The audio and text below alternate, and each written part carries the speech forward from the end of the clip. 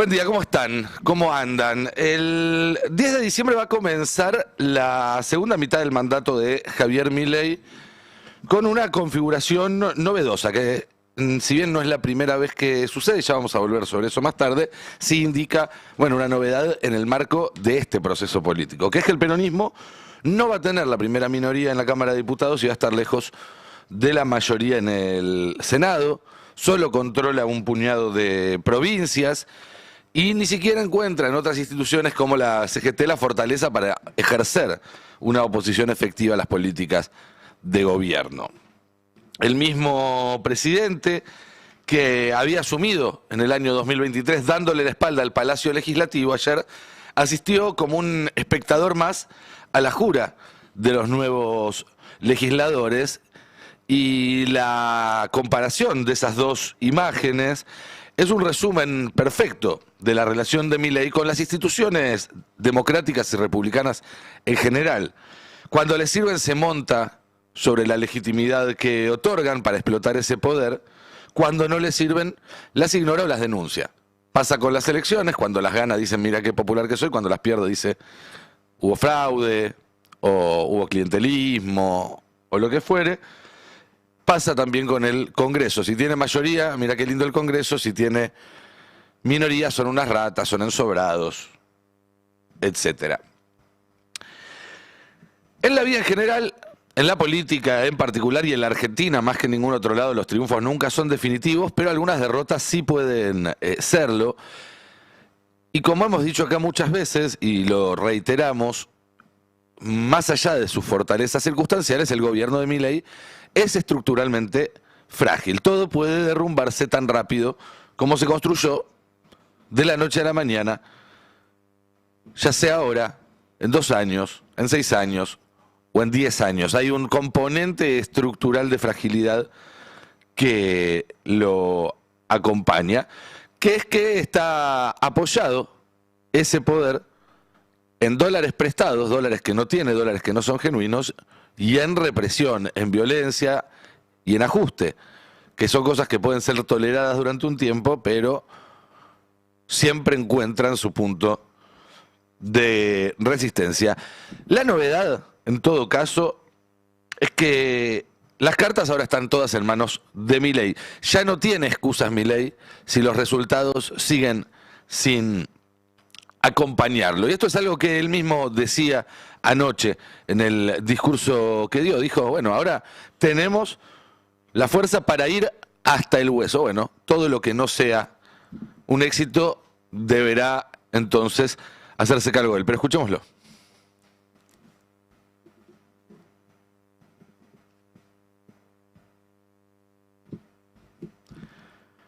Estamos teniendo algunos temitas con el audio. Vamos a seguir entonces repasando esto. Ya no existe el riesgo Cuca.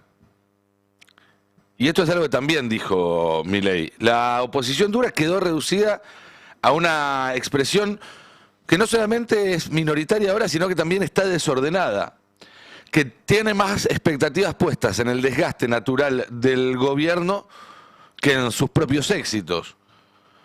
La conflictividad que bulle a fuego lento en las fábricas, en la periferia, en las calles, todavía no desborda el tejido social. La licencia postelectoral del gobierno por ahora no tiene fecha de vencimiento. Y en ese contexto hay 2 varas que el propio Milei colocó frente a sí y que todavía no pudo vencer, que son la inflación y el riesgo país. Así como en su momento Macri había dicho a mí, mídanme por la pobreza, y bueno, así se lo midió y perdió. Milei dijo, mídanme por la inflación, mídanme por el riesgo país. La inflación en cuanto a su relación con el público, el riesgo país en cuanto a su relación con los mercados, que para Milei son un validador más importante todavía que el favor popular. Y si vemos el gráfico que hay ahora en pantalla, quienes nos sigan a través de YouTube, que es un gráfico que muestra cómo evolucionaron tanto la inflación con las barritas en celeste, como el riesgo país con la línea en rojo, si podemos volver a ponerlo, lo que vamos a notar claramente es que es un gráfico que tiene dos mitades. Se parte al medio. El primer año de gobierno hay un descenso sostenido, tanto de la inflación heredada de un país con sequía, con una gestión muy conflictiva y con un candidato presidencial favorito que decía que el peso era excremento y que iba a quemar el Banco Central. Todos esos eran factores. Y luego, la segunda mitad del segundo año del gobierno de Milei, donde se ve un estancamiento, claro, tanto en la inflación como en el riesgo país. Un estancamiento que, si bien es comparativamente bajo respecto a los números de la crisis anterior, siguen siendo muy altos respecto a la idea de un país normal o de que la gente pueda vivir con cierta normalidad. De hecho, aunque la inflación siga dando esos números, se sabe que en el bolsillo esto está pegando distinto y que el riesgo país, si no llega a 400 puntos o a un nivel parecido que permita que el país vuelva a endeudarse, y en cantidades, porque necesita cantidades, la verdad que 600, 800, 1.500 o 37 millones, y da más o menos lo mismo, porque hay un botón que tiene on y off. On, te puedes endeudar; off, no te puedes endeudar. La inflación cerró en noviembre cerca del 2,5%, va a haber que esperar los números oficiales, pero todas las consultoras hablan de eso. En noviembre del año pasado estaba 2,4, es decir, no hubo una reducción sustancial, punta a punta. En el medio sí hubo vaivenes, llegó a estar arriba de 3 y llegó a estar 1,6, pero se mantiene alrededor de ese nivel. 2,4 es más del 30% anual, es más de lo que tenía la Argentina en noviembre del año 2015, para poner una comparación. Y obviamente, como decíamos, en los bolsillos de las personas se siente bastante más alto y va a seguir escalando a partir de la estacionalidad. Diciembre siempre es más alto que noviembre. Y de medidas anunciadas como el recorte de subsidios y el aumento de precios regulados, de alimentos básicos, etc. Eso en un contexto de atraso cambiario cada vez más pronunciado. El dólar en noviembre estuvo nominalmente más barato que en octubre, a pesar del repunte de la inflación.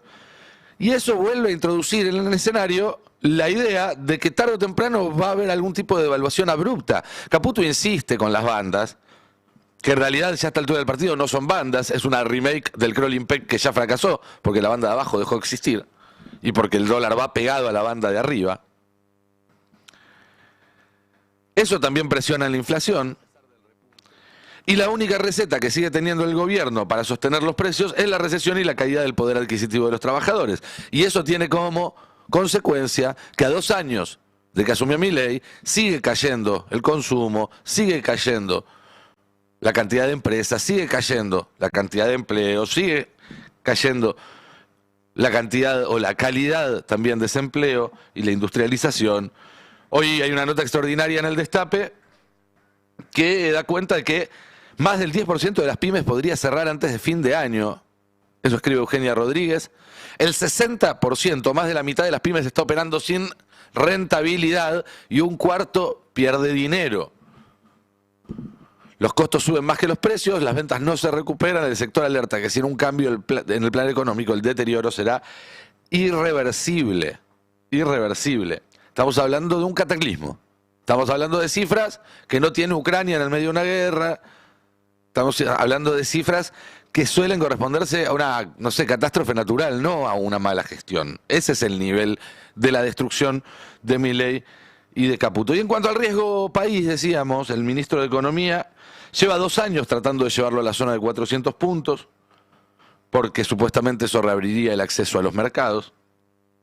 Ni los triunfos electorales, ni los superávits mentirosos que anuncia el gobierno, ni la aprobación de leyes pro mercado o directamente diseñadas desde el sector del gran capital, como la ley de bases, ni el apoyo de Estados Unidos, ni el apoyo del FMI, nada de todo eso sirvió para vencer la resistencia de 600 puntos y pasar ese botón de no te prestamos a te podemos llegar a prestar. Y en este caso tampoco podemos hablar de riesgo Cuca. Es toda de Caputo. Fue después de todo él, el que en su gestión anterior tomó toda la deuda que ahora aparece como una amenaza en el horizonte y hace que los acreedores duden de la capacidad de repago de Argentina. Y es él el que diseñó este esquema que ahora no permite la acumulación de reservas y que no va a hacerlo. Y si nos fijamos, y más tarde a lo mejor podemos repasarlo, ayer Milei lo dijo de nuevo.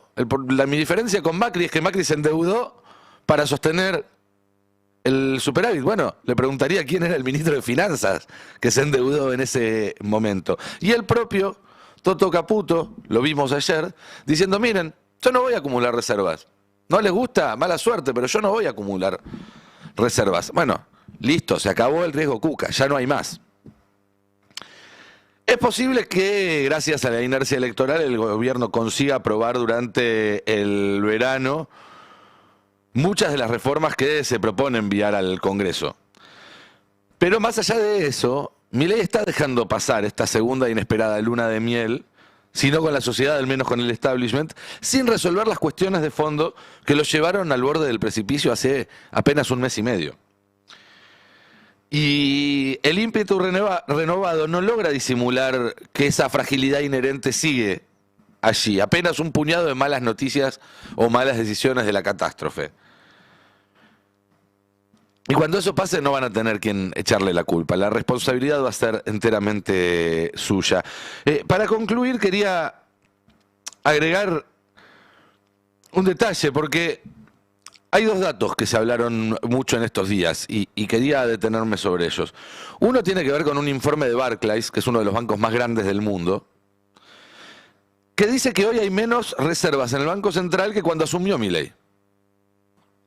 Es decir, cuando asumió Milei, el país estaba quebrado y el BCRA tenía un rojo de entre 8.000 y 10.000 millones de dólares, vayan a buscar las noticias de esa época.